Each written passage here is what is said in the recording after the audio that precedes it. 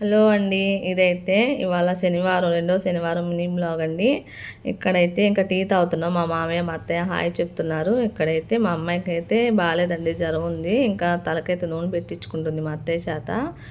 ఇంక ఇవాళ రెండో శనివారం లేటుగానే లేసానండి, 7:30కి అలాగా. స్కూల్ కాలేజ్ అయితే లేదు కదా అనేసి ఇంకా మంచిగా నిద్ర అయితే వచ్చేసిందండి. రోజైతే 5:30కి 6ంటికి అలా మెలకు వచ్చేది. ఇంకా టిఫిన్కి అయితే దోసకైతే వేసానండి. ఇంకా ఇంట్లో దోసకేస్తే ఇక రోస్ట్గా బాగానే వచ్చింది దోశ అయితే. నాకు అసలు టేస్ట్ అనిపించలేదండి, తినడానికి రుచి లేదు ఎందుకో. ఇంకా మినప్పప్పు తక్కువ వేసానేమో అనిపించింది. ఇంకా ఇంట్లో దోసకేస్తే మాత్రం ఇంకా కోడిగుడ్డు ఆమ్లెట్ కూడా వేసుకుంటాము, కోడిగుడ్డు దోశ వేసుకుంటాము.